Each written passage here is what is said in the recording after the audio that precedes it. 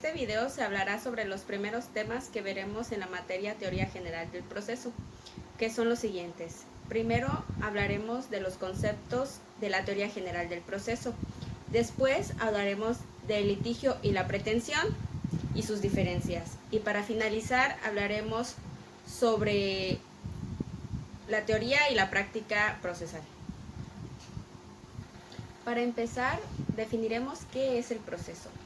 El proceso es un término empleado para hacer referencia a una serie de pasos que llevan a un resultado final. En el lenguaje jurídico sintetiza a diversas actuaciones que tienen como fin determinar una sentencia mediante algún proceso. Con esto se busca culminar o redimir alguna controversia o hecho. Es importante tener en cuenta que el derecho procesal es el que estudia básicamente el derecho en la acción. Para que exista una acción, debe existir un proceso. El derecho procesal, al igual que otras instituciones, provienen del derecho romano. La teoría general del proceso es la fuente principal de la que surge la ciencia del derecho procesal. Es la que se encarga de estudiar y así también como exponer las instituciones y principios relacionados a todo tipo de procesos. Es por ello que es de suma importancia para la educación jurídica debido a que es la que presenta los pasos que se deben llevar a cabo dentro y fuera de los juzgados. El derecho procesal abarca una de las tres funciones más importantes para el Estado, que es la función jurisdiccional. Que dejamos claro lo que es el proceso y lo que incluye la teoría general del proceso, es importante mencionar algunas de las instituciones que tienen mucho que ver con el derecho procesal. Por ejemplo, el derecho civil, el derecho penal, el derecho laboral, el derecho administrativo, el mercantil y entre otros. A lo que quiero llegar con esto es que la teoría del proceso sirve de introducción al estudio de las ramas procesales. Una vez dejando en claro qué es la teoría del proceso, pasaré a hablar sobre el litigio. En la materia de introducción al estudio del derecho, hace mención a que el ser humano es un ser social y racional por naturaleza, por lo cual siempre necesita convivir en sociedad.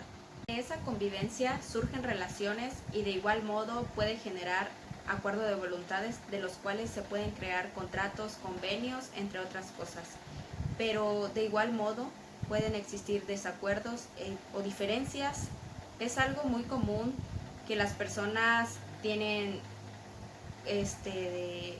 como que es del día a día. Debido a esas diferencias en algunas de las dos partes, es ahí donde se le puede denominar litigio, en el cual se podría necesitar la presencia del derecho, así para llevar de la manera más adecuada el proceso. Hay algo muy interesante sobre el litigio, y esto es que el litigio es uno de los elementos más importantes para el proceso. Puede no ser considerado un concepto procesal, porque cada proceso debe surgir de un litigio, pero sin embargo, no todo litigio lleva un proceso.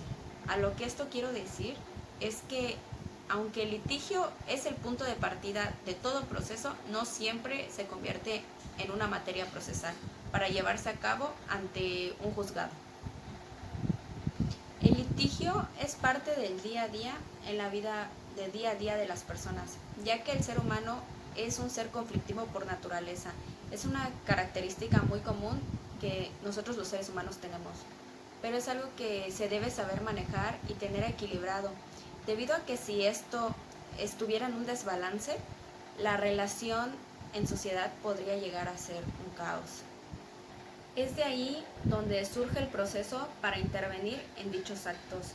Solo se le puede llamar litigio a un conflicto que se tenga que arreglar con intervención judicial, debido a que las leyes son las encargadas de determinar cuando haya algún litigio por resolver.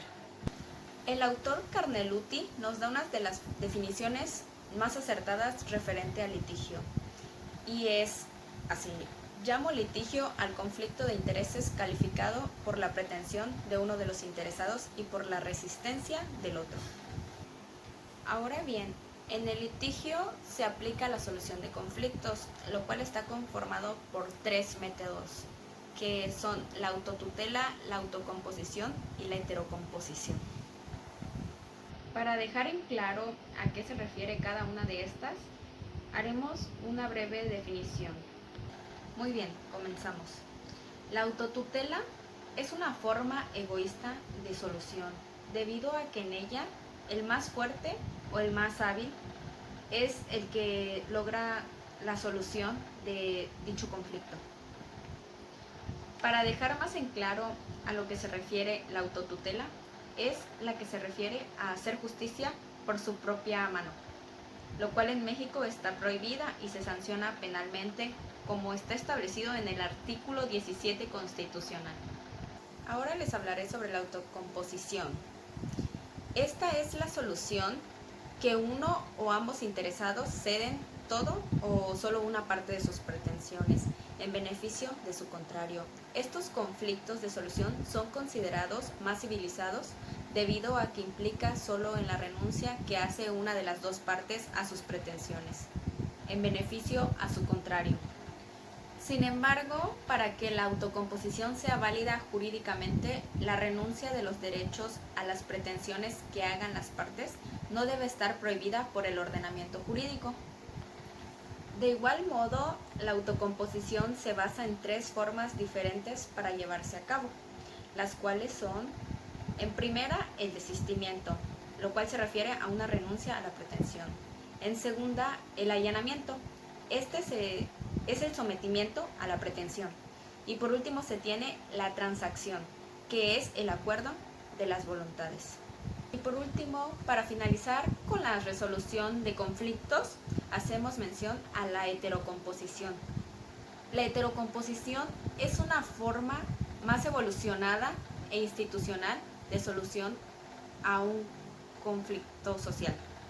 Porque esto implica la intervención de un tercero ajeno e imparcial al conflicto. Esto quiere decir, es la conclusión del conflicto, ya sea que se puede llamar una sentencia o de modo arbitraje del proceso jurisdiccional. Y así es como finalizamos con la resolución de conflictos que se aplican en el litigio. Hablaremos de lo que es la pretensión. La pretensión, al igual que el litigio, es uno de los elementos más importantes para llevar a cabo el proceso, debido a que sin pretensión no existe litigio. De nueva cuenta, el autor Carneluti nos da el concepto de lo que es la pretensión, y se puede decir que el más acertado. La pretensión es la exigencia de la subordinación del interés ajeno al interés propio. Lo que esto quiere decir es que la pretensión es una voluntad o conducta de interés ajeno que se somete a un interés propio, es decir, algo que se puede hacer o no hacer del mismo modo. Puede ser discutida, resistida o entre otras cosas. Es algo que puede ser sin derecho.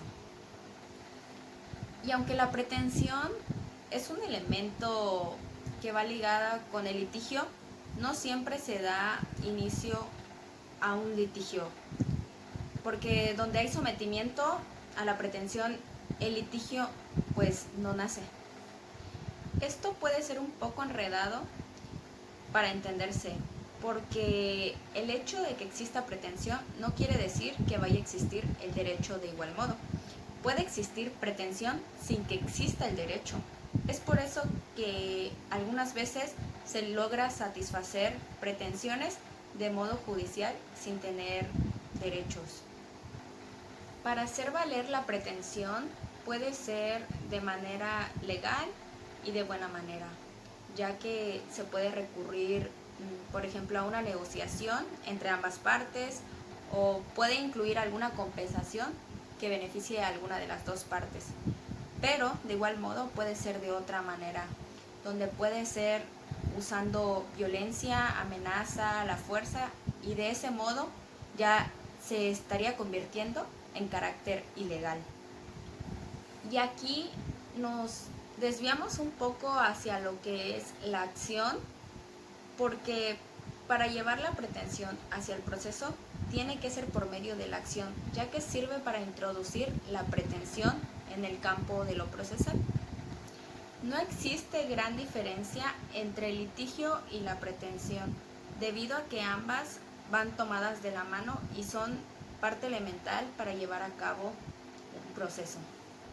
Aquí hacemos una énfasis en una referencia. En el libro de Cipriano Gómez Lara hay dos conceptos importantes a tomar en cuenta en el proceso, los cuales son el continente y el contenido, en el cual el concepto del contenido se encuentra el concepto de litigio y la pretensión, y en el concepto del continente se encuentran el proceso y la acción.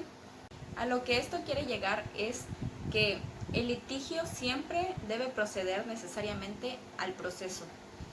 La pretensión es para la acción lo que el litigio es para el proceso.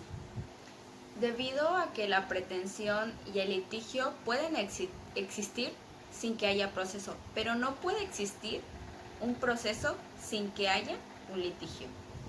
Y es así como finalizamos la parte de litigio y pretensión. Para ahora así poder pasar a lo que es la teoría y la práctica procesal. Es muy importante tener en cuenta y ponerse a pensar un poco en qué debe ser primero, si la teoría o la práctica. Cuando se habla de teoría procesal, se hace referencia a las reglas, conocimientos y principios acerca de la ciencia procesal, debido a que tiene que buscar las unidades conceptuales, su variación técnica y su sentido teórico. ¿A qué quiero llegar con esto? Es que la teoría es todo lo que se aprende a partir de la ciencia que se estudia, y la práctica es lo que se ejerce a raíz de lo que se ha aprendido. Es muy importante saber que para llevar a cabo un proceso es necesario tener una noción a lo que se está haciendo mención, es decir, la teoría, para así poder ejecutar la práctica, porque de ahí surge el proceso. Un ejemplo de esto podría ser que el derecho civil es la teoría y el derecho procesal civil es la práctica. Como finaliza la exposición de los temas ya mencionados anteriormente. Gracias.